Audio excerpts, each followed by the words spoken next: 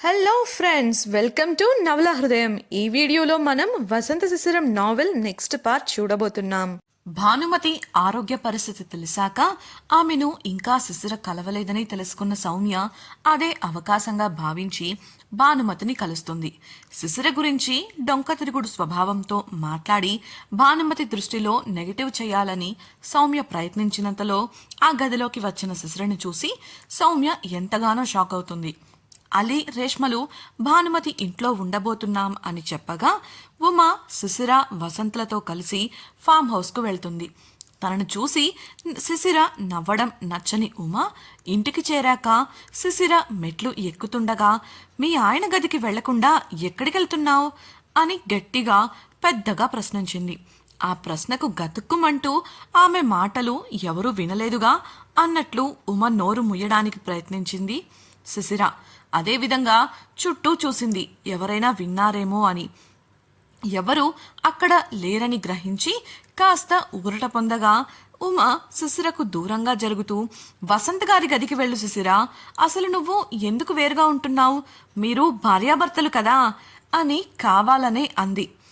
అన్నీ తెలిసినప్పటికీ ఉమ కావాలనే తనను ఇలా ప్రశ్నించి ఇంట్లో వారి దగ్గర, మరీ ముఖ్యంగా వసంత్ దగ్గర ఇరికించాలని చూస్తున్నట్లు అర్థం చేసుకుంది శిశిర. కోపంగా ఉమ్మతో, ఇక చాలా ఆపవే నీ వేషాలు, మాటలాపి వెళ్ళి నిద్రపో అని అనగా, ఆ మాట కాల్లో ఉన్న వారికి కూడా చెప్తావా అంటూ తన చేతిలో ఉన్న ఫోనును శిశిరకు చూపించింది ఉమ. ఆ ఫోను స్క్రీన్పై కనబడుతున్న తన తల్లి నంబర్ చూసి షాక్ అయింది శిశిర. ఉమా చేతి నుండి ఫోన్ లాక్కొని కాల్ కట్ చేయాలని ప్రయత్నించింది. కానీ ఉమా ఫోన్ కట్ చేసి తీరికగా సోఫాలో కాలు మీద కాలు వేసుకొని కూర్చొని, కాల్ కట్ చేసాలే అని రిలాక్స్ అవ్వకు బేబీ, ఇందాక నన్ను చూసి నవ్వుతావా, నీకు ఇదే నేను వేసే పనిష్మెంట్. ఇవాళ నువ్వు అన్నయ్య గదిలోనే ఉండాలి, నీకు 10 నిమిషాల సమయం ఇస్తున్నా. ఈలోపు నువ్వు వెళ్ళలేదనుకో, నేను ఆంటీకి ఫోన్ చేసి, అది కూడా వీడియో కాల్ చేసి మరీ మాట్లాడతాను, ఇక నీ ఇష్టం అని భుజాలు ఎగరేస్తూ చెప్పడంతో ఉమను కోపంగా చూసింది శిశిర. శిశిర ప్రవర్తన బాగా తెలిసిన ఉమ శిశిరపై పగ తీర్చుకోవడానికి ఇదే మంచి అవకాశం అనుకుంది. శిశిర, వసంతుల మధ్య ఉన్న బంధం గురించి బాగా తెలిసినదై శిశిరను ఇలా ఇరికించింది. శిశిర ఎంత కోపంగా చూసినప్పటికీ ఉమ ఏమాత్రం తగ్గకపోవడంతో చిందులు తొక్కినట్లు మెట్లెక్కుతూ పైకి వెళ్ళిపోయింది శిశిర. అటెక్కడికి ప్రశ్నించిన ఉమకు, నా వస్తువులు తీసుకోవడానికి పళ్ళు కొరుకుతూ చెప్పి గదిలోకి వెళ్ళింది శిశిర. ఆమెను చూసి నవ్వుకుంది ఉమ. అయితే కార్ పార్క్ చేసి ఇంట్లోకి వచ్చిన వసంత్ గుమ్మం దగ్గరే నిలబడి పూర్తిగా వీరి సంభాషణను వినేశాడు. శిశిర తన గదికి వస్తుందని తెలిసి అతడి మనసు గాల్లో తేలిపోతుంది. కొండంత ఉత్సాహంగా అనిపించినప్పటికీ కంట్రోల్ చేసుకొని శిశిర గదిలోకి వెళ్లిన 2 నిమిషాల తర్వాత లోపలికి నడిచి తన గదిలోకి వెళ్ళిపోయాడు. ఉమ అతడిని చూసి లేచి నిలబడింది, కానీ అతడు అవేవీ పట్టించుకోలేదు. కొంతసేపటికి శిశిర తన వస్తువులు తీసుకొని ఏడుపు ముఖం వేసుకుని క్రిందికి రాగా ఆమెను నవ్వుతూ చూసింది ఉమ. శిశిర ముఖం తిప్పుకొని వసంత్ గది దగ్గరకు వెళ్లి మెల్లిగా తలుపు కొట్టింది. అప్పటికే ఫ్రెష్ అయి వచ్చిన వసంత్ కమిన్ అని చెప్పగా లోపలికి వెళ్ళింది శిశిర. అది చూసిన ఉమ, అద్ది లేకపోతే నాతో పెట్టుకుంటుందా, అయినా ముందు వీళ్ళిద్దరూ కలిసిపోతే ఆ సౌమ్య లాంటి చెత్త ముఖాలు ఎంతమంది వచ్చినా వీళ్లను విడదీయలేరు. దేవుడా, శిశిర బుద్ధి మారి త్వరగా వాళ్ళిద్దరూ కలిసిపోయి సంతోషంగా ఉండేలా చూడు స్వామి అని దేవుణ్ణి గట్టిగా కోరుకుంది. ఆ తరువాత శిశిర గదికి వెళ్ళిపోయింది ఉమ. మరోవైపు వసంత్ గదిలోకి వెళ్లిన శిశిర వసంత్ ఏంటన్నట్లు తననే చూస్తుంటే ఏమని చెప్పాలో అర్థం కాక బిక్క ముఖం వేసి నిలబడింది. ఆమె ఎందుకు వచ్చిందో తెలిసినప్పటికీ ఏమీ తెలియనట్లు ముఖం పెట్టి ఆమెనే చూస్తూ నిలబడ్డాడు వసంత్. ఆమె ఎంతకీ నోరు తెరవకపోవడంతో విసుగొచ్చి, ఏమైంది, ఎందుకొచ్చావు శిశిర అని ప్రశ్నించాడు వసంత్. ఏం చెప్పాలో అర్థం కాక నసుగుతూ, అది ఉమా అంటూ ఆగిపోయింది శిశిర. ఉమ చెప్తే వచ్చావా అని అతడు అడగగా మొదట అవునని తల ఊపి అంతలోనే తల అడ్డంగా ఊపింది శిశిర. ఉమ చెప్తే వచ్చాను అంటే అతను ఎలా ప్రతిస్పందిస్తాడో అని ఆమె భయపడింది. మరింకేంటి, నాతో ఏదైనా పనుండొచ్చావా అని వసంత్ అడగగా కాస్త ధైర్యం చేసి, అది ఉమ ఇంట్లో ఉంది కదా, ఇలాంటి టైంలో మనం వేరుగా ఉంటే బాగోదని అంటూ మెల్లిగా నసిగింది. అబ్బో నిజమా అన్న వసంత్ వెటకారపు మాటకు నిజంగానే అని సీరియస్గా ముఖం పెట్టి చెప్పింది శిశిర. అలా అయితే రాత్రి కూడా ఆమె ఉంది కదా, రాత్రి రాలేదే, అప్పుడెందుకు నీకు ఈ ఆలోచన రాలేదు అని వసంత్ ప్రశ్నించగా ఒక్క క్షణం ఆలోచించి, రాత్రి రేష్మ కూడా ఉంది కదా వాసుగారు, చాలా రోజుల తర్వాత కలవడంతో ముగ్గురం కబుర్లు చెప్పుకుంటూ నిద్రపోయాం, అందుకే అంది శిశిర. తెలివిగా బదిలిస్తున్నావా మనసులో అనుకుని, సరేరా వచ్చి పడుకో అన్నాడు వసంత్ మంచం చూపిస్తూ. శిశిర తడబాటుగా, లేదు లేదు, నేను కొంచెం పని చేయాలి, మీరు పడుకోండి, నేను పని పూర్తి చేసి పడుకుంటాను అనగా వసంత్ మంచంపై వాలిపోయాడు. శిశిర తన ప్రాజెక్టు గురించి తాను చేయవలసిన పనులన్నీ త్వరగా పూర్తి చేసి మెయిల్ చెక్ చేసుకొని పని పూర్తవగా వసంత్ వంక చూసింది. అతడు నిద్రపోతూ కనిపించేసరికి ల్యాప్టాప్ పక్కన పెట్టేసి ఫ్రెష్ అయి వచ్చి ఆమె కూడా మంచంపై ఓ పక్కన వాలింది. అంతే, అమాంతం వెనుకగా వసంత్ చేతులు ఆమెను చుట్టేయగా ఉలిక్కిపడి లేవబోయింది శిశిర.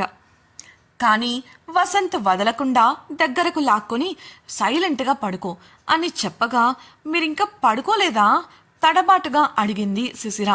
నువ్వు గదిలో ఉంటే నాకు నిద్ర పట్టదులే కానీ ఇంక పడుకో అంటూ ఆమెను దగ్గరగా హత్తుకోవడంతో శిశిరకు ఊపిరి భారమైంది. అతడు చేసిన పనికి ఆమెకు అతడు అన్న మాటలు మెదడును చేరలేదు. చేరుంటే పరిస్థితి వేరేలా ఉండేదేమో మరి. శిశిర అతడిని బిత్తరపోయి చూస్తూ ఉండగా కళ్ళు మూసుకొని ఉన్న వసంత్, రాత్రంతా ఇలా గుడ్లగూబలా చూస్తూనే ఉంటావా, లేక నిద్రపోయేదేమైనా ఉందా అని అనడంతో తడబడి చూపు తిప్పేసింది.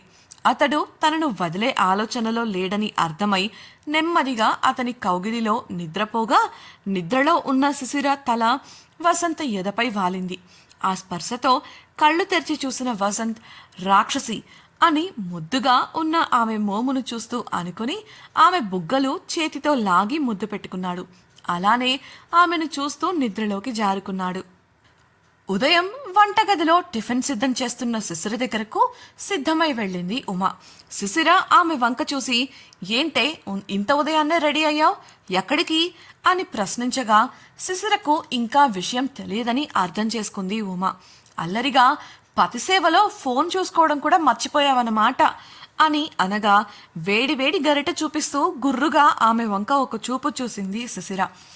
ఉమ చిన్నగా నవ్వి, నేనేం తప్పుగా అనలేదే, లేకపోతే రోజు ఉదయాన్నే ఫోన్ చూసే నువ్వు నన్ను ఈ ప్రశ్న వేశావంటే ఇవాళ ఫోన్ చూడలేదనే కదా అర్థం, అందుకే అంటున్నా. సరేలే కానీ అసలు విషయం చెప్తాను విను. ఇవాళ నుంచి క్లాసెస్ మొదలు పెడుతున్నట్లు సమాచారం వచ్చింది అని చెప్పింది.